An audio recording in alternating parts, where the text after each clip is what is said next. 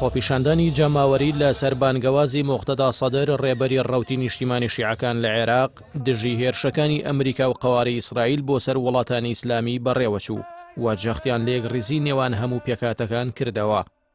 ڕۆژی شەمە لە 12 پارێزگای جیاوازی عێراق خۆپیشاندانی جەماوەری بۆ شەرمەزارکردنی دەستدرێژیەکانی ئەمریکا و ئیسرائیل بۆ سەر وڵاتانی ئیسلامی بەڕێوەچوو. خۆپیشاندەران لە مەیدانە دیاریکراوەکاندا گرد بوونەوە کە دیارترینیان ئەمانە بوون: باغداد مەیدانی تەحریر، بەسڕە موجەسەر تەربیە، میسان شەقامی دیجلە، زیقار مەیدانی حەبوبی، واسید مەیدانی ئەنجومەن، موسەنا مەیدانی ئاهەنگەکان، دیوانیە فولکەی کاتژمێر، بابل شەقامی چل، کەربەلا فولکەی پەروەردە، دیالە مەیدانی فەلاحە، کەرکووک فولکەی پارێزگای کۆن، نەینەوە بەرتلە سایدین ئەڕبیل. خۆپیشاندانەکە لە سەرداوای موقتەدا سەدر ڕێبەری ڕەوتی نیشتیمانی شیعەکان و بۆ سەرکۆنەکردنی هێرشەکان بۆ سەر فەلەستین، لوبنان، ئێران، یەمەن و عێراق بوو.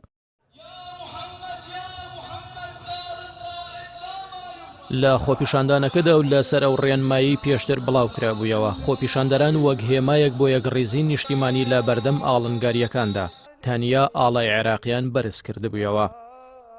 موقتەدا سەدریش لە پەیامێکدا کە ڕاستی خۆپیشاندەرانی کردبوو ڕایگەیاند: سوپاسی هەڵوێستی شەرفمەندانەتان دەکەم کە وەک وەڵامدانەوەیەک بۆ بانگەوازی سەرکۆنەکردنی دەستدرێژی ئەمریکی ئیسرائیلی بۆ سەر ژمارەیەک لە وڵاتانی ئیسلامی بەشداری خۆپیشاندانەکەتان کرد. هەروەها وتی ئەم کارەتان دۆستان دڵخۆش و دوژمنان تووڕە دەکات. ئەم ناڕەزایەتیانە لە کاتێکدایە کە ناوچەکە لە 28 شوباتی ڕابردووە ڕوبەڕووی پەرەسەندنی سەربازی بێوێنە بووەتەوە و عێراقیش پریشکی ئەو ئاگری جەنگی بەرکەوتووە کە لە ناوچەکە هەڵگیرساوە. بەهۆیەوە موقتەدا سەدر ڕێبەری ڕەوتی نیشتیمانی شیعەکان دووشەمەی ڕابردوو داوای لە عێراقیەکان کردبوو ڕۆژی شەمە 4 لە هەموو پارێزگاکان جگە لە پارێزگای نەجاف خۆپیشاندان ئەنجام بدەن.